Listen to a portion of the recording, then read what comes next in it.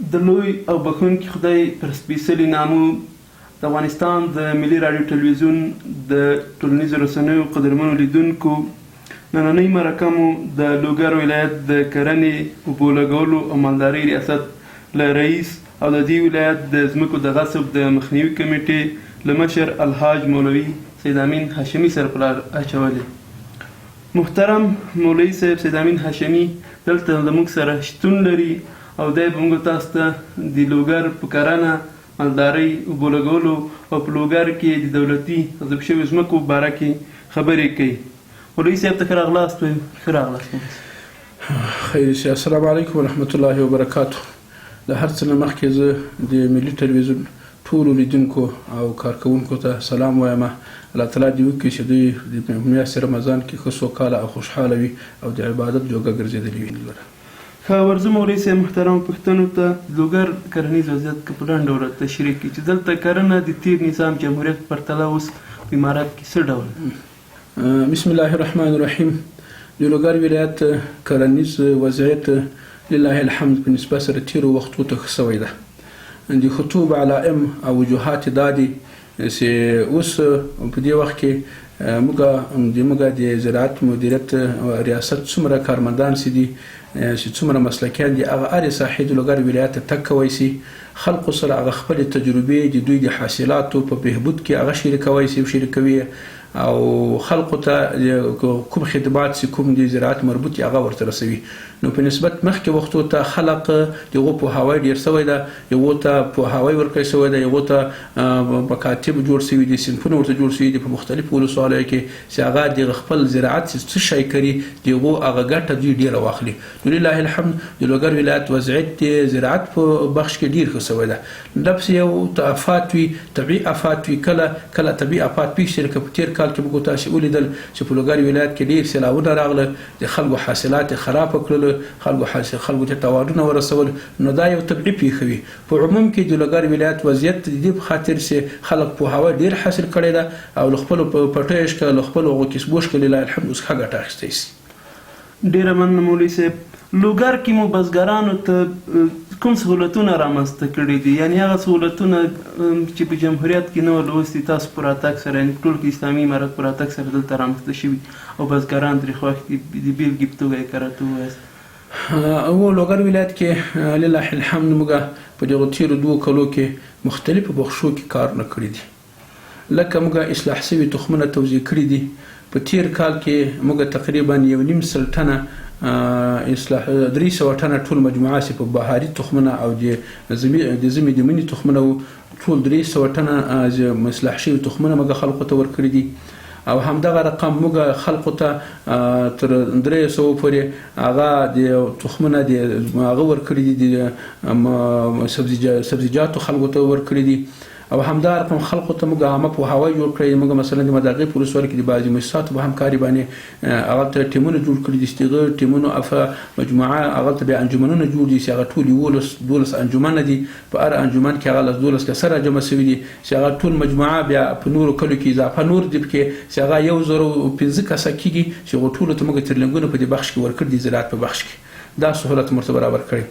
او بل موږ د لوګر ولایت د ولس لپاره په بعضې ولسوالیو کې هغه قطره‌یي سیستمونه فعال کړي دي د باغدارانو لپاره چې تقریبا 15 جریبه باغ په تیر کال کې موږ دوی ته قطره‌یي سیستمونه برابر کړي دي، که افتتاح مو کړی ده او یو ډېره ښه ګټه تر اوسه ترې اخیستې ده. آینده کال کې مو هم امید شته چې انشاءالله دا ترتیب به وسیع شي او پراخه به سي.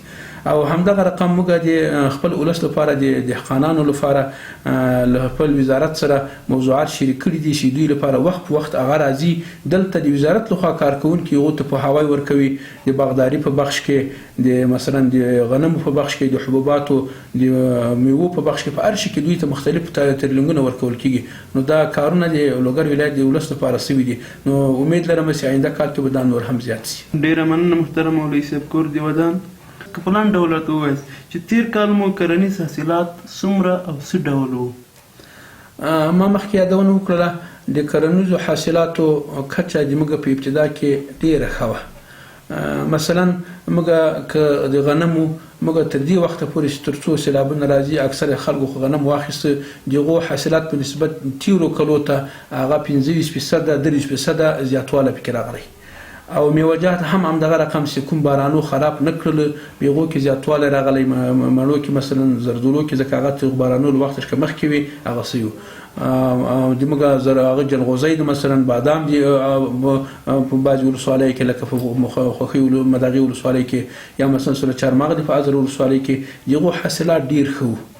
ښه نتیجه ورکړې ده او کوم بعضې شیان چې اوس هغه له سیلابونه راغلل لکه بانجان او بعضې شیان دي نور چې هغه وروسته له سیلابو څخه هغه خرابه سو هغو طبعا تاوانونه دهقانانو وکړل خو له بارانو مخکې زموږ حاصلات د لوګر ولایت الحمدلله ډېر ښه او ډېر ښه چلیدلي دي حتی زموږ د لوګر ولایت حاصلات لکه چارمغز او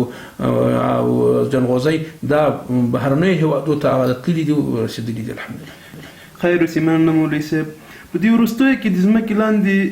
د اوبو کچه سیده ډېر په چټکۍ سره مخ په ښکته روانه ده او له بعده مرغه په اطراف کې هم په کلیو بانډو کې خلکو خپل سر باندې د څاګانو کیندل شروع کړي دي. نو دغې برخې ته مولوي صاحب د تاسو پام سوی ده سم کړي دي پلان هم څه شی ده ورته؟ دغه یو بحران ده رښتیا هم چې ډېر لوی بحران ده زموږ تاسې وطن ټولو سره مخ ده نو کوشش مو کړی ده له وزارت سره مو دا خبر شریکه کړې ده چې دې بدیل موږ پیدا کړو که ووایم تقریبا تېره ورځ زموږ په ولایت کې یو مجلس د اضطراري حالاتو په خاطر باندې مؤسسات سره د ولایت د رهبري په سطح باندې ما دا خبر شریکه کړې ده چې باید مؤسسات موږ ته په دغه د ابیاري په بخش کې هغه معیاري کارونه وکړي داسې کارونه وکړي چې هغه د اوبو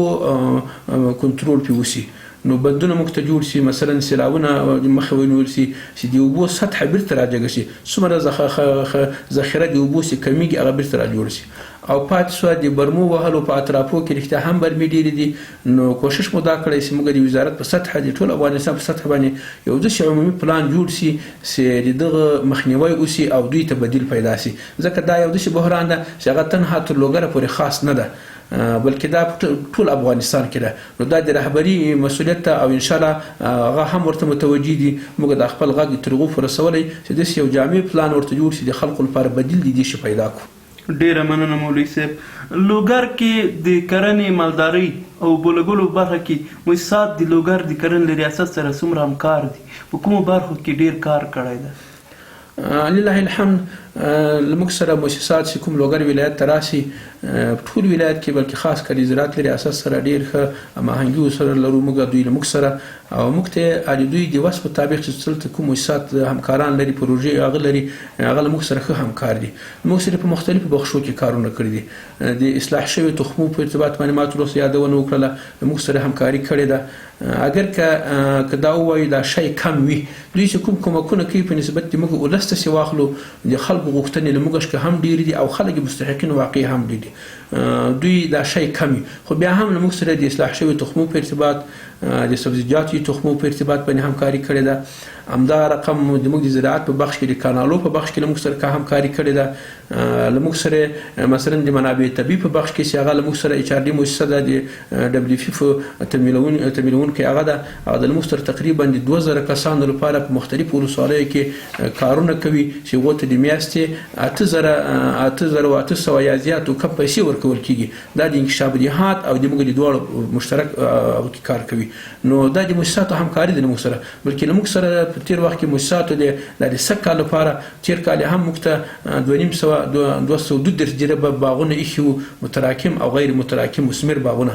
او د سږ کال لپاره هغو 322 جریبه باغونه موږ ایښي دا د مؤسسات په همکاري باندې دي موږ ته کېښودل شوي دي او همدا رقم دوی په هر بخش کې چې تخمونه اصلاح شوي ورکړي خوري او کودي ورکړي هم سپین هم تور او کوم باغو کې چې کوم کارونه شوي هغو هم هغو خلکو ته خوري ورکړي دي تور او سپین او خلکو لاسنیوی ښه کړی ده.